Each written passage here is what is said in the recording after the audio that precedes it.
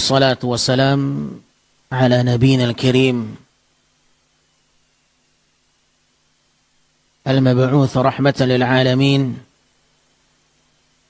سيد المرسلين وخاتم النبيين إمام المتقين وقدوة للمؤمنين نبينا وحبيبنا وشفيعنا محمد وعلى آله وصحابته ومن اهتدى بهداه إلى يوم الدين. اللهم إنا نسألك علما نافعا ورزقا طيبا وعملا متقبلا. اللهم علمنا منه ما جهلنا وذكرنا منه ما نسينا وانفعنا بما علمتنا وزدنا علما وارزقنا فهما. ربنا اشرح لنا صدورنا ويسر لنا أمورنا واحلل عقدة من ألسنتنا يفقه أقوالنا. اللهم اجعل العلم حجة لنا لا علينا. اللهم ورثنا بهذا العلم خشيتك في الغيب والشهادة وجعلنا ممن يستمعون القول فيتبعون أحسنه. أما بعد فإن أصدق الحديث كلام الله وخير الهدى هدى نبينا محمد صلى الله عليه وسلم وشر الأمور محدثاتها فإن كل محدثة في الدين بدعة وكل بدعة ضلالة وكل ضلالة في النار. Ma'asyar muslimin, ikhwani, ahibati fillah, saudaraku yang saya cintai karena Allah. Alhamdulillah, mengawali majelis kita dengan memberikan pujian kepada Allah sebagai tanda bukti rasa syukur kita kepada Allah Subhanahu wa taala atas segala nikmat yang tercurah, karunia yang berlimpah, anugerah yang masih Allah berikan kepada kita semuanya, kesempatan, kesehatan dan kekuatan yang masih Allah berikan kepada kita sehingga bermajelis ilmu masih dapat kita mendatanginya. Salat berjamaah masih menjadi amalan yang dimudahkan oleh Allah Subhanahu wa taala. Semoga Allah berikan kita petunjuk dan hidayahnya, istiqamah, berjalan sesuai dengan apa yang diinginkan olehnya, menjalankan setiap perintahnya dan meninggalkan setiap larangannya hingga akhir zaman. Ikhwatal iman, rahimani wa rahimakumullah. Salawat beriringkan salam untuk Nabi kita yang mulia Nabi Muhammad sallallahu alaihi wasallam. Allahumma salli ala Muhammadin wa alihi wa sahbihi wasallam. Kaum muslimin, saudaraku yang saya muliakan, pada kesempatan kali ini kita melanjutkan Ahadithul Akhlaq, kitab yang dikarang oleh Syekh Abdul Razzaq hafizahullah. Hadis-hadis yang berbicara tentang akhlak. Dan pembahasan kita masih berbicara tentang masalah rahmatul iyal, sifat penyayang terhadap anak kecil. Sifat menyayangi anak kecil adalah bahagian daripada akhlak yang sangat mulia yang dimiliki oleh setiap muslim. Di antara sifat penyayang terhadap anak kecil adalah mendoakan mereka, mendoakan kebaikan. Di antara tanda-tanda kasih sayang seseorang terhadap anak kecil adalah mendoakannya. Ya. Sebagaimana Nabi SAW selalu mendoakan anak kecil di saat ada di hadapannya anak kecil. Aisyah radhiyallahu taala anha mengatakan Rasul sallallahu alaihi wasallam setiap kali berhadapan dengan anak kecil, ketika beliau mendapatkan ada anak kecil di hadapannya, Nabi sallallahu alaihi wasallam selalu mendoakan keberkahan. Nah, baraka alaihim. Ini kebiasaan Nabi sallallahu alaihi wasallam. Dan kebiasaan ini juga harus dibiasakan oleh setiap muslim, karena kita sering melihat ada anak kecil di hadapan kita, ya, orang tua yang menggendong anaknya atau orang tua yang membawa putranya, ya. Dan kita sering berbicara dengan orang tuanya tetapi tidak mendoakan anaknya. Maka Nabi sallallahu alaihi wasallam Sebagaimana penuturan Aisyah, ya, setiap kali didatangkan di hadapan Nabi anak kecil, baraka alaihim, maka Nabi SAW mendoakan keberkahan untuk anak-anak kecil itu. Allahumma barik. Dan di antara doa yang juga sangat dianjurkan, ahibati fillah, pada pertemuan yang lalu telah kita sampaikan salah satu doa yang datang daripada Al-Quranul Karim, surat Al-Furqan ayat 74. Rabbana hablana min azwajina wa dhurriyyatina qurrata a'yun waj'alna lil muttaqina imama. Rabbana hablana min azwajina wa dhurriyyatina qurrata a'yun waj'alna lil muttaqina imama.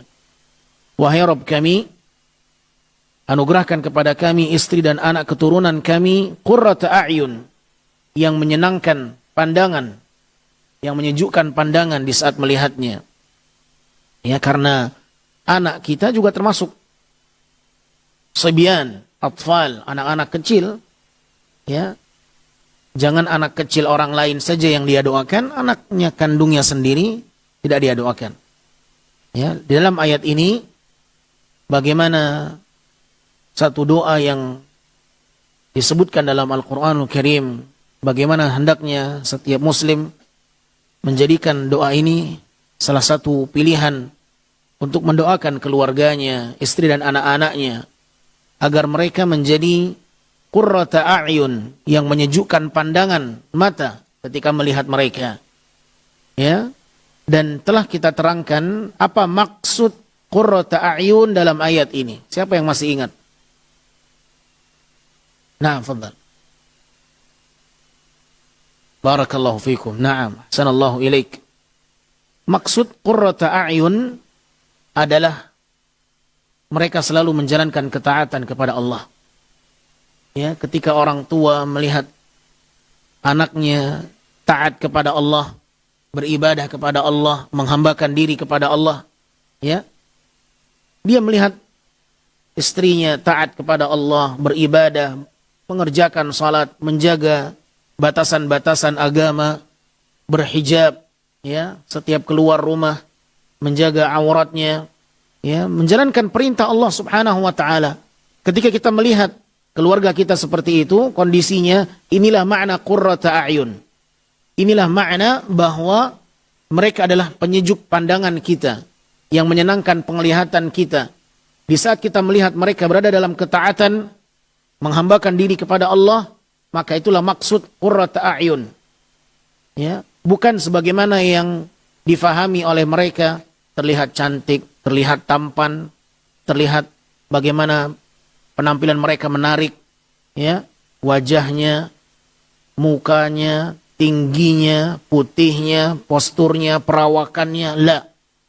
Tetapi makna qurrata a'yun, yang menyejukkan pandangan ketika kita melihat mereka di saat mereka berada dalam ketaatan kepada Allah Subhanahu wa taala, inilah yang membuat orang-orang yang beriman memiliki kebahagiaan di saat melihat keluarganya berjalan di atas apa yang diridhai oleh Allah Subhanahu wa taala.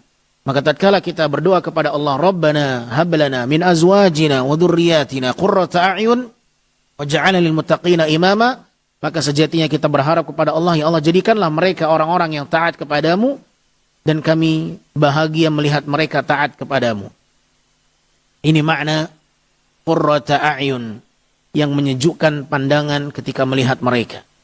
Oleh karenanya Nabi SAW ketika ditanya oleh para sahabatnya, ya Rasulullah, ma haqqu azwajina alaina, apa hak istri kami dari kami? Dan Nabi SAW juga ditanya, siapakah wanita yang terbaik? Ayun nisa'i khair. Para sahabat selalu bertanya kepada Nabi SAW tentang kebaikan istri mereka, anak-anak mereka. Ya, maka Nabi SAW menjelaskan, merincikan. Nabi menyebutkan wanita yang terbaik, allati tasurruhu idza nadhart. Wanita yang terbaik adalah wanita yang membuat engkau senang ketika engkau memandanginya dan melihatnya. Ya. Diterangkan oleh para ulama bahwa senang melihat istri bagaimana ketika mereka taat kepada suaminya. Oleh karenanya setelahnya Nabi mengatakan wa tuti'uhu idza amar. Wanita yang apabila engkau memerintahnya dia taat kepadamu. Allati tasurruhu idza nadarta wa tuti'uhu idza amar. Wanita yang terbaik adalah wanita yang apabila engkau memandanginya engkau berbahagia, dan apabila engkau memerintahnya dia taat. Wanita yang taat di atas perintah suaminya. Inilah wanita yang terbaik. Oleh karenanya ikhwatal iman yang dimuliakan Allah, yang memberikan kebahagiaan dalam diri kita bukan hanya penampilan, tetapi akhlak mereka terhadap kita. Ya, ketika kita memiliki anak dan istri yang baik, taat, beribadah kepada Allah, maka inilah sesuatu yang sangat membahagiakan orang-orang yang beriman. Dan ini diantara salah satu doa yang tidak boleh seorang muslim meninggalkannya, ya, sangat tidak layak ditinggalkan doa ini. Harus menjadikan doa ini selalu hadir dalam kehidupannya dan berharap kepada Allah agar orang-orang di sekelilingnya menjadi pelipur lara dalam kehidupannya, qurrata a'yun, yang memberikan kesejukan pandangan, ya, dan ini akan memberikan rasa kebahagiaan, ketenangan, kenyamanan ketika kita memiliki orang-orang yang baik, orang-orang yang taat kepada Allah. Maka ini sesuatu yang sangat memberikan ketenangan dalam kehidupan kita. Ikhwatal iman yang dimuliakan Allah subhanahu wa ta'ala, di antara sifat rahmat dan kasih sayang, ya, kepada keluarga, kepada anak-anak, ya, baik anak kandung maupun yang bukan anak kandung, adalah berusaha menyelamatkan mereka dari api neraka. Di antara sifat penyayang kepada anak kecil adalah menyelamatkan mereka dari api neraka. Sebagaimana surat At-Tahrim yang Allah subhanahu wa ta'ala menyebutkan, ya ayyuhalladzina amanu qu anfusakum wa ahlikum nara. Wahai orang-orang yang beriman, selamatkanlah diri kalian dan keluarga kalian dari api neraka. Tanda penyayangnya kita kepada keluarga, kepada anak-anak kaum muslimin, ya, kita ingin mereka selamat dari api neraka sebagaimana kita menginginkan untuk diri kita selamat dari api neraka. Ini tanda bahwa kita menyayangi mereka. Oleh karenanya ikhwatal iman yang dimuliakan Allah, sifat penyayang itu bukanlah maknanya memberikan semua yang diinginkan. Ya, orang tua harus faham dengan ini. Tanda sayang kita kepada anak bukan memberikan semua yang dia inginkan. Dia minta ini kita kasih, minta itu kita kasih, belikan ini kita kasih, tidak. Tapi kita memberikan apa yang dibutuhkan dan apa yang bermanfaat, apa yang membuat mereka tidak jatuh dalam keburukan. Nah, apa yang membuat mereka selamat, itu yang kita berikan. Orang tua yang sayang kepada anaknya bukan orang tua yang memberikan segala-galanya untuk anak. Setelah dia tahu bahwa apa yang diminta oleh sang anak adalah hal yang tidak baik. Ya, tanda sayang orang tua mengajak mereka salat. Ini tanda orang tua yang sayang kepada anak. Bukan membelikan semua yang diminta, memberikan semua yang diinginkan, tidak. Tetapi tanda sayang orang tua kepada anaknya adalah bagaimana menyelamatkan mereka dari api neraka. Mengajak mereka salat, mengajak mereka ke majelis ilmu, ya, mengajak mereka untuk bersilaturahim, mengajak mereka untuk mengunjungi orang sakit, ya, memotivasi mereka untuk beribadah dan beramal saleh. Ini tanda kita sayang kepada mereka. Ya, baik. Ma'asyiral muslimin rahimani wa rahimakumullah. Yang perlu kita ketahui bahwa setiap kita adalah pemimpin. Setiap kita adalah pemimpin dan kita akan ditanya oleh Allah Subhanahu wa taala tentang kepemimpinan kita. Al-muallif, sang pengarang kitab, membawakan hadis Nabi sallallahu alaihi wasallam dari sahabat Ibnu Umar radhiyallahu anhuma, anin Nabi sallallahu alaihi wasallam annahu qala: "Ala kullukum ra'in wa kullukum mas'ulun an ra'iyatihi." Nabi SAW mengatakan, ketahuilah, sesungguhnya setiap kalian adalah pemimpin. Dan setiap kalian akan ditanya bagaimana dia memimpin. Ketahuilah, setiap kalian adalah pemimpin, kata Nabi SAW. Dan setiap kalian mas'ul, akan ditanya bagaimana dia memimpin rakyatnya, bagaimana dia memimpin bawahannya, ya, bagaimana dia memimpin keluarganya, semua akan ditanya. Fal amir alladhi 'ala an-nas ra'in. Seorang amir, seorang pemimpin yang di tangannya perintah itu datang, ya, dia memimpin banyak manusia, memimpin masyarakat, memimpin rakyat, ya, dia adalah pemimpin yang akan ditanya, mas'ul, mas'ulun an ra'iyatihi, dia akan ditanya tentang rakyatnya, bagaimana dia memimpin rakyatnya. Warrajulu ra'in ala ahli baitihi, seorang suami adalah pemimpin di dalam rumah tangganya. Wa huwa mas'ulun anhum, dan dia akan ditanya bagaimana dia memimpin istrinya, bagaimana dia memimpin anak-anaknya, ya, bagaimana dia mengatur rumah tangganya. Nah, kita akan ditanya oleh Allah Subhanahu wa ta'ala bagaimana kita memimpin. Apakah kita memimpin sesuai dengan apa yang diinginkan oleh Allah, ataukah kita memimpin sekehendak hati kita saja, semau kita saja, walau berbenturan dengan keinginan Allah. Ya, hati-hati ma'asyar muslimin.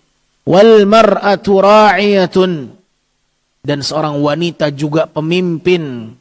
Ala baiti ba'liha, dia memimpin, ya, di atas rumah suaminya. Wa waladihi, bagaimana dia memimpin anak-anaknya, terkhusus di saat suaminya tidak ada. Siapa yang menjadi pemimpin ketika suaminya tidak ada? Sang istri, pemimpin di dalam rumah suaminya, memimpin anak-anaknya di saat suaminya tidak ada. Ya, bagaimana dia mengelola keuangan? Ya, apakah dia amanah ataukah menghambur-hamburkan harta suaminya, membelanjakan sesuatu yang tak diizinkan untuk membelanjakannya, ataukah dia menjalankan sesuai dengan arahan amanah? Ya, apakah di saat suaminya tidak ada, sang istri tetap mengingatkan anaknya untuk mengerjakan salat di awal waktu? Apakah di saat suaminya tidak ada, sang istri tetap menjalankan peranannya sebagai seorang pemimpin di dalam rumah suaminya ketika suaminya tidak ada? Apakah dia amanah, ya, menjaga dirinya, kehormatan dirinya di saat suaminya tidak ada? Ya, perlu kita ketahui, seorang wanita, seorang istri tidak boleh memasukkan seseorang yang tak diizinkan oleh suaminya. Ya, tidak boleh seorang wanita mempersilahkan masuk ke dalam rumah yang tak diizinkan oleh suaminya. Ini diantara satu hal yang perlu diketahui oleh setiap wanita muslimah. Apabila ada lelaki yang datang dan dia bukan mahramnya, ya, maka tak boleh dia mempersilahkan masuk. Ini membuka pintu syaitan. Membuka pintu syaitan. Ya, dan ini fitnah yang sangat besar. Dan betapa banyaknya keretakan rumah tangga, ya, karena disebabkan banyaknya orang-orang yang berdatangan ke dalam rumah masuk, ya, padahal tidak ada mahram yang mendampingi seorang wanita, seorang istri dalam rumahnya. Berbahaya. Maka setiap pelanggaran yang terjadi, pastilah akan ada kerusakan di sana. Setiap pelanggaran yang tidak diperhatikan oleh seseorang, maka disitulah akan ada kerusakan yang terjadi. Ma'asyarul muslimin rahimani wa rahimakumullah. Nah, maka hendaknya setiap wanita menjalankan fungsinya, menjalankan batasan-batasan dalam agama. Ya, mana yang diperbolehkan, mana yang tidak diperbolehkan, mana yang harus dijalankan, mana yang harus ditinggalkan. Maka seorang wanita juga pemimpin dalam rumah suaminya. Wal mar'atu ra'iyatun 'ala baiti ba'liha wa waladihi wa hiya mas'ulatun 'anhum. Seorang wanita dia adalah pemimpin di dalam rumah suaminya untuk anak-anaknya, dan dia akan ditanya oleh Allah Subhanahu wa taala bagaimana dia memimpin. Nah, wal 'abdu ra'in 'ala mali sayyidihi, bahkan seorang budak dia pemimpin di atas harta majikannya dan tuannya. Ya, ketika seorang budak diamanahkan oleh majikannya menjaga harta, menjaga rumah, ya, maka dia harus menjalankan fungsinya dan amanahnya. Dia akan ditanya oleh Allah Subhanahu wa taala, wa huwa mas'ul anhu. Maka setiap kalian adalah pemimpin. Setiap kalian pemimpin. Saya dan Anda pemimpin. Pemimpin untuk dirinya sendiri. Ya, bagaimana dia mempersiapkan jawaban pada saat nanti Allah bertanya pada hari kiamat. Ala fakullukum ra'in. Maka Nabi SAW mengatakan, ketahuilah setiap kalian adalah pemimpin. Wa kullukum mas'ulun an ra'iyatih. Dan setiap kalian akan ditanya, ya, tentang bagaimana dia memimpin bawahannya. Bagaimana dia memimpin bawahannya. Yang tua memimpin dirinya, bagaimana dia terhadap yang muda. Anak-anak kecil. Nah, bagaimana orang tua ketika dia berhadapan dengan orang yang lebih muda darinya. Bukankah dia pemimpin? Hah? Dia merasa dirinya pemimpin ketika ada orang yang lebih muda dari dia. Nah, dan memang seharusnya demikian. Bukankah Nabi SAW mengatakan, bukanlah bahagian dari kami mereka yang tidak menyayangi yang kecil dari kami dan tidak menghormati orang-orang tua di antara kami. Bukan bahagian dari kami, kata Nabi SAW. Maka seorang yang lebih tua, ya, dia pemimpin untuk orang yang lebih muda, dan dia akan ditanya bagaimana dia memimpin terhadap orang-orang yang lebih muda umurnya dibandingkan dia. Apakah dia menjalankan fungsinya sebagai orang yang dituakan, memiliki keputusan dan kebijakan yang bijaksana, ataukah dia memanfaatkan umurnya yang lebih tua dengan kepemimpinan yang semena-mena. Betapa banyaknya orang yang tua tetapi mereka tidak menjalankan fungsinya, tidak peduli dengan orang yang lebih muda, ya, bahkan tidak mau dinasihati oleh orang yang lebih muda dengan alasan saya lebih tua dibandingkan engkau. Hah? Sehingga dia tidak menjalankan fungsinya sebagai seorang muslim terhadap orang yang lebih muda dibandingnya. Baik. Maka ingat, setiap kita adalah pemimpin, dan catatan yang tak boleh kita lupakan bersama ma'asyarul muslimin, faqauluhu mas'ul.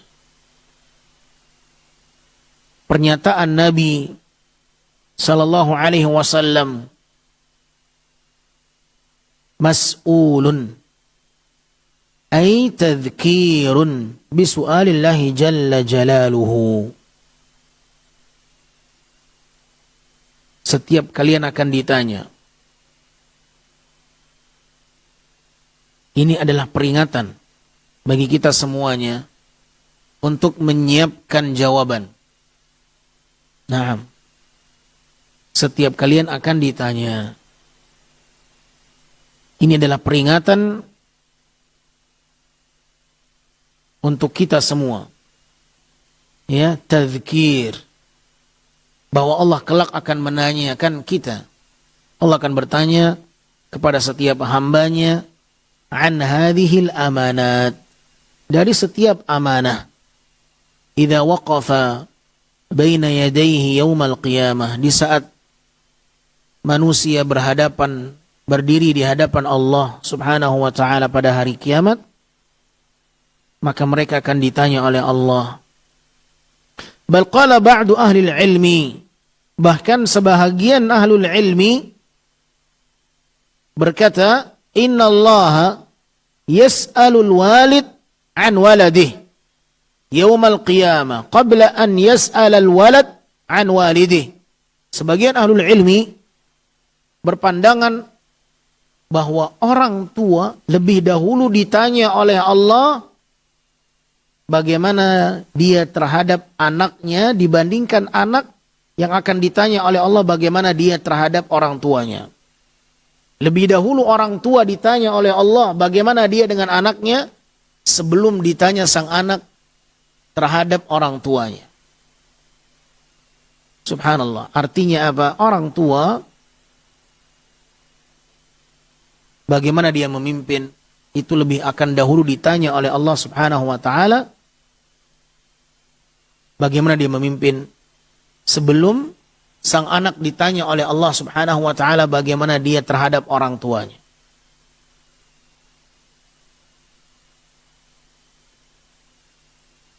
Menunjukkan bahwa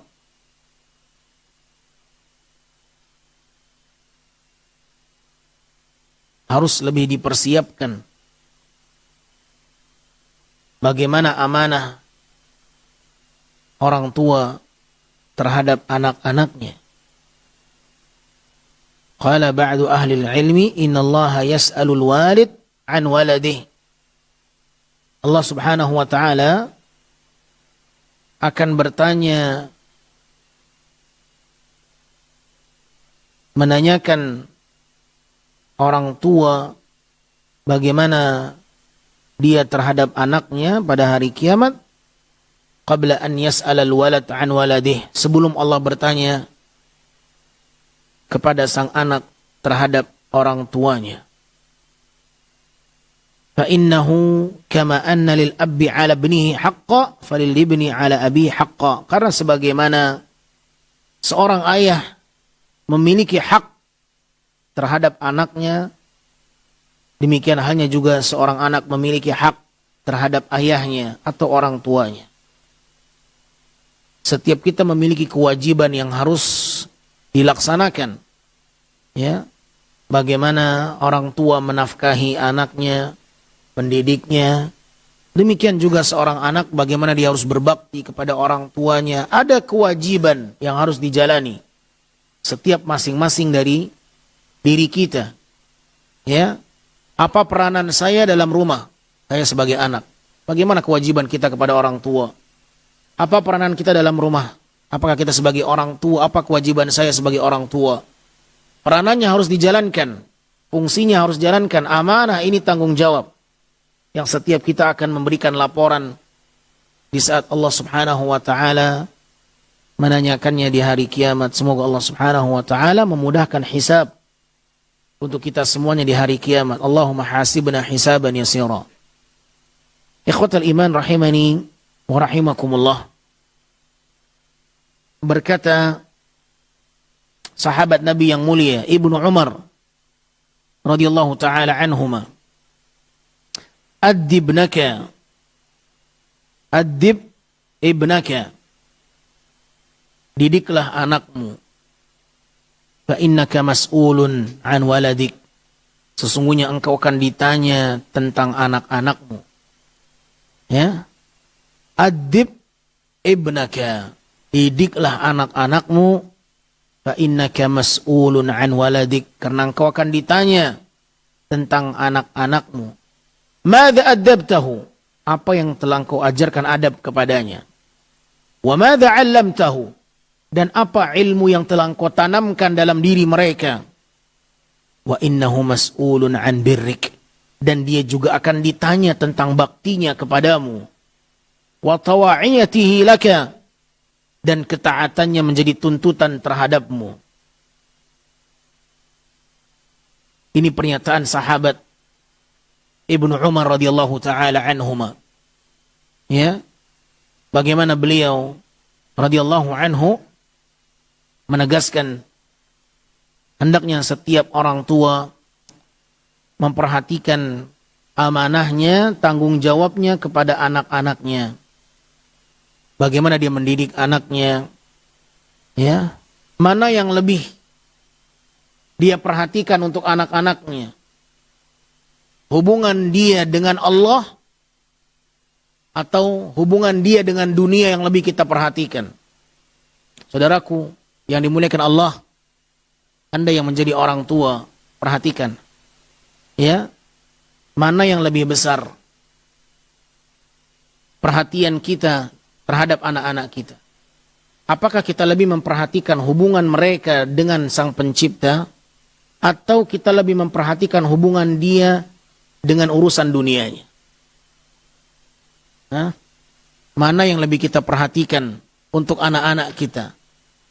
Hubungan dia dengan Allah yang harus lebih kita perhatikan, atau hubungan dia dengan kehidupan dunia? Tak banyaknya orang tua yang bersemangat menyekolahkan anaknya, meleskan anaknya agar bisa menguasai bahasa asing, ya, bahasa Inggris, tetapi tidak berupaya bagaimana dia mengupayakan anaknya bisa aktif dalam berbahasa Arab, bagaimana dia mudah berinteraksi dengan Allah di dalam sholatnya dengan bahasa Arab. Yang dia pentingkan bagaimana dia mahir berkomunikasi dengan makhluk, dengan manusia. Tetapi tidak dididik anaknya bagaimana dia berkomunikasi dengan Allah Rabbul Alamin. Dengan Rabbnya yang menciptakannya, yang melimpahkan rezeki kepadanya. Subhanallah. Orang tua berpikir bagaimana anaknya sukses, bagaimana dunianya dapat, tetapi hubungannya dengan Allah tidak dia perhatikan. Lihat bagaimana Ibrahim alaihi salatu wassalam, ya, bagaimana perhatiannya kepada anak-anaknya. Beliau berdoa kepada Allah, Rabbi ja'alni muqimas salati wa min dzurriyyati. Ya Allah, jadikan aku, anak keturunanku, orang-orang yang mendirikan salat. Itu yang dipentingkan oleh Nabiullah Ibrahim. Tak pernah Nabi Ibrahim, ya Allah, jadikan anak-anakku sukses, kaya dunianya, dapat semuanya. Bagaimana Nabi Ibrahim berdoa, berharap kepada Allah agar hubungan anaknya dengan Allah terjalin dengan baik. Jangan sampai anaknya tidak salat. Ya, silah bainal abdi wa baina rabbih. Hubungan antara hamba dengan Rabbnya itu salat. Ya, Nabi Ibrahim berdoa, ya Allah, jadikan aku orang-orang yang mendirikan salat dan jadikan pula anak-anakku orang-orang yang mendirikan salat. Rabbi ja'alni muqimas salati wa min dzurriyyati. Nah, Nabi Ibrahim khawatir anak-anaknya tidak terjalin hubungan baik dengan Allah, jatuh dalam kesyirikan. Dikhawatirkan Nabi Ibrahim, beliau berdoa kepada Allah Subhanahu wa taala, wajnubni wa bani an na'budal asnam. Ya Allah, jauhkan aku, anak-anakku dari menyembah patung. Subhanallah. Tauhid yang ditanamkan oleh Nabi Ibrahim. Ya, kesyirikan yang dikhawatirkan oleh Nabi Ibrahim menimpa anak dan keturunannya. Dijalin betul oleh Nabi Ibrahim bagaimana hubungan anak-anaknya baik dengan Allah Subhanahu wa taala. Tetapi bagaimana kehidupan orang tua saat ini? Apa yang dikhawatirkan oleh mereka untuk anak-anak mereka? Tidak dapat lowongan kerja, khawatir nggak punya pekerjaan, tidak bisa sekolah anaknya, khawatir tidak dapat ijazah, tidak bisa ngelamar kerja. Subhanallah. Ya, padahal tidak jaminan. Betapa banyak sekarang kita dapatkan berita, ya, orang-orang yang tamat S1, tamat S2, tidak punya pekerjaan. Mau ngelamar di sini sulit. Apakah jaminan? Tidak. Oleh karenanya ilmu, ma'asyil muslimin, di antara kesalahan kita di saat menuntut ilmu, kita menganggap bahwa ilmu itu puncak untuk bisa mendapatkan dunia. La. Kita antarkan anak kita sekolah agar dia dapat ijazah, bisa ngelamar pekerjaan dengan ijazah itulah. Nabi SAW berlindung kepada Allah, jangan sampai ilmu menjadi puncak dari tujuan dunia.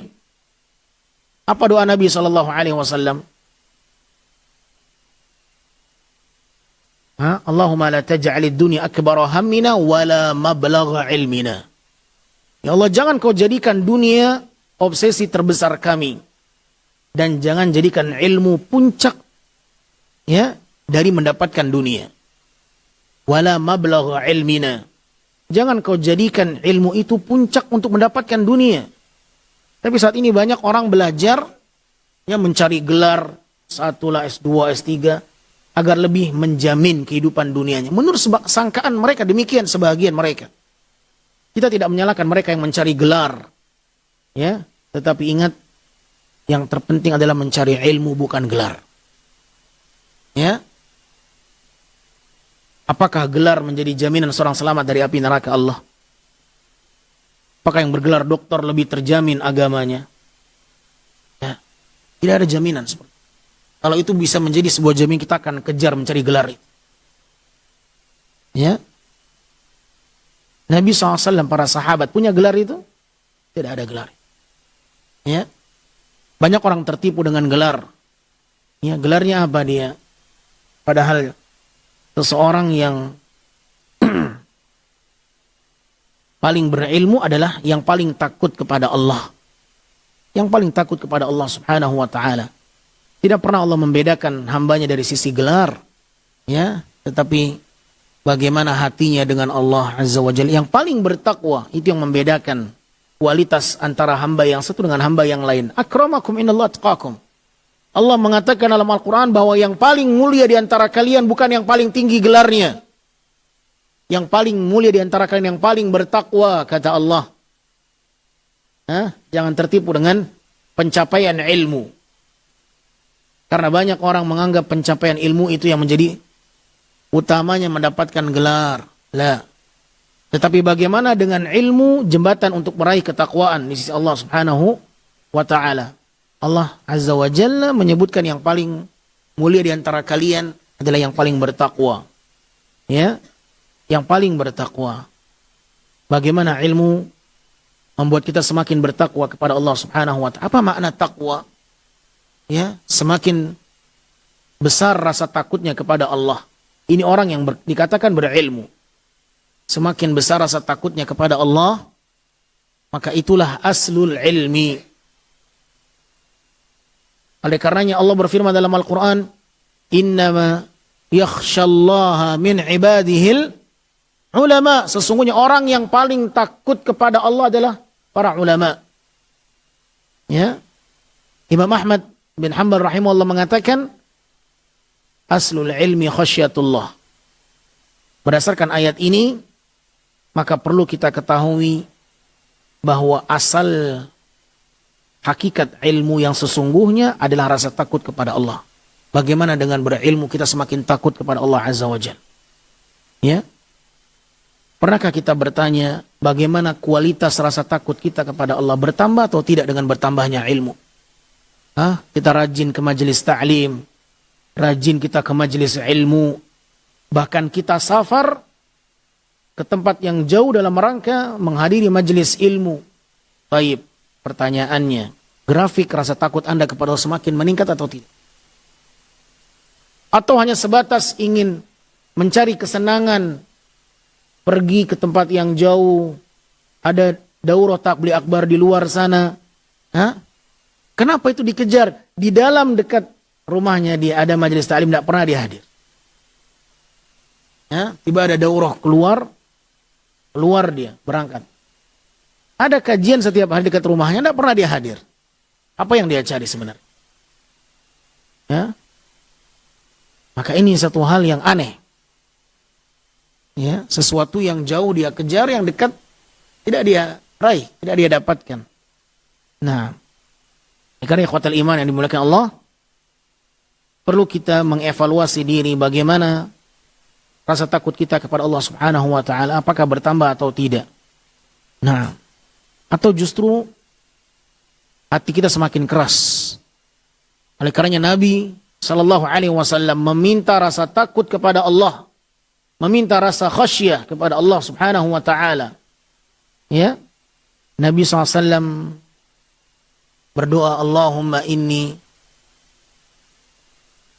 as'aluka khasyataka fil ghaibi wa syahada. Nah, ini di antara doa Nabi SAW. Ya Allah, aku memohon kepadamu, anugerahkan kepadaku rasa takut terhadapmu di waktu, di saat keramaian, maupun di saat kesendirian. Allahumma qsim lana min khasyatika ma tahulu bihi bainana wa baina ma'siyatik. Ya Allah, anugerahkan kepadaku rasa takut yang menghalangiku dari bermaksiat kepadamu. Subhanallah. Anugerahkan kepadaku rasa takut yang menghalangiku bermaksiat kepadamu, ya Allah. Itu rasa takut yang sesungguhnya. Membuat kita takut bermaksiat kepada Allah. Itu rasa takut yang diminta oleh Nabi SAW. Ya. Terkadang kita menjadi hamba yang liar. Ya. Tidak ada sedikit pun rasa takut ketika bermaksiat kepada Allah.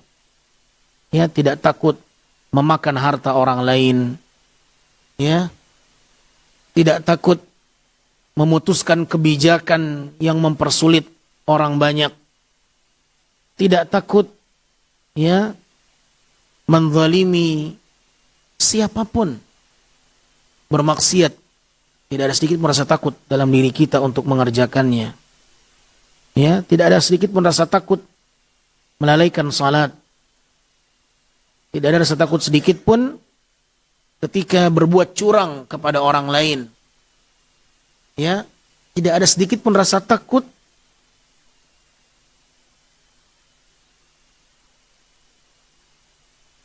ketika dia tidak bisa berlaku adil. Subhanallah. Setiap kalian akan ditanya oleh Allah, ya, bagaimana dia menjalankan amanahnya atau tidak. Apakah dia berlaku adil ataukah tidak, akan ditanya oleh Allah Subhanahu wa taala. Apakah hanya tajam ke bawah, tumpul ke atas, akan ditanya oleh Allah Subhanahu wa taala. Oleh karenanya hari kiamat akan banyak orang-orang yang menyesal. Bahkan semua orang akan menyesal. Apa nama hari kiamat? Di antara nama hari kiamat adalah Yaumul Hasrah. Di antara nama hari kiamat, hari kiamat banyak nama. Yaumul Qiyamah, Yaumul Hisab, Yaumul Ba'ats, Yaumul Din. Banyak nama-nama hari kiamat. Di antara nama hari kiamat, Yaumul Hasrah. Apa hasrah? Hari penyesalan. Hari penyesalan. Orang akan menyesal. Bahkan orang mukmin akan menyesal. Orang yang baca Quran akan dibuat menyesal oleh Allah. Kenapa saya hanya membaca 2 juz per hari padahal saya bisa 3 juz per hari? Akan dibuat menyesal oleh Allah Azza wa Jalla. Kenapa saya tidak menghafal, menambah hafalan padahal saya punya kesempatan untuk menghafal? Akan dibuat menyesal oleh Allah. Orang yang hafal Quran akan dibuat menyesal oleh Allah Azza wa Jalla. Kenapa saya hanya muraja' Al-Quran sekali dalam sehari? Kenapa tidak 2 kali? Kenapa tidak 3 kali? Kenapa tidak 4 kali? Kenapa tidak 5 kali? Akan dibuat menyesal semuanya, bukan hanya orang kafir saja, orang mukmin juga. Kenapa saya tidak mengunjungi orang tua 2 kali dalam sepekan? Kenapa cuma sekali? Yang mengunjungi 2 kali orang tuanya akan dibuat menyesal. Kenapa tidak mengunjungi orang tua 3 kali? Kenapa tidak mengunjungi orang tua 4 kali dalam sepekan? Ya, yang menelpon orang tuanya sekali 2 kali, kenapa tidak 3 kali? Akan dibuat menyesal semua oleh Allah Subhanahu wa taala. Apalagi yang tidak melakukan sedikit pun. Ya. Kenapa saya tidak memberikan nasihat kepada saudara saya yang saya tahu dia melakukan kemungkaran? Akan dibuat menyesal oleh Allah Subhanahu wa taala. Apalagi orang yang jelas-jelas melakukan kezaliman, yang melakukan ketaatan saja akan dibuat menyesal oleh Allah Subhanahu wa taala. Kenapa saya tidak maksimal dalam melakukan ketaatan ini? Kenapa saya cuma 2 jam sehari membaca Al-Quran? Kenapa tidak 3 jam? Yang membaca 4 jam, kenapa tidak 5 jam? Yang membaca 5 jam, kenapa tidak 6 jam? Allah Subhanahu wa taala akan membuat semuanya menyesal pada hari kiamat. Orang yang beribadah saja bisa dibuat menyesal, apalagi yang tidak beribadah, apalagi yang bermaksiat kepada Allah Subhanahu wa taala. Subhanallah. Ya. Oleh karenanya, ikhwatal iman, hendaknya setiap kita meminta kepada Allah Azza wa Jalla agar Allah memberikan kehidupan yang baik di dunia dan di akhirat. Nah, dan hendaknya setiap kita memperbaiki bagaimana semestinya kehidupan yang kita jalani dalam kehidupan dunia ini. Ya, yang selama ini tidak berlaku adil lah, berjuang untuk adil. ya, yang selama ini tidak memberikan apa yang semestinya dia berikan kepada orang lain, dia tahan, dia ambil untuk dirinya. Ya, dia makan untuk dirinya, padahal seharusnya dia berikan hak itu kepada orang lain.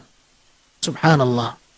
Ikhwatal iman yang dimuliakan Allah, maka perlu kita sadari bahwa kita akan ditanya oleh Allah Subhanahu wa taala, dan kita akan ditanya bagaimana kita dengan keluarga kita, anak-anak kita. Nas'alullah assalamu wal afiyah, semoga bermanfaat ini yang bisa kita sampaikan. Wassallallahu wasallam ala nabiyina Muhammadin wa ala alihi wa sahbihi wasallam. Wassalamualaikum warahmatullahi wabarakatuh.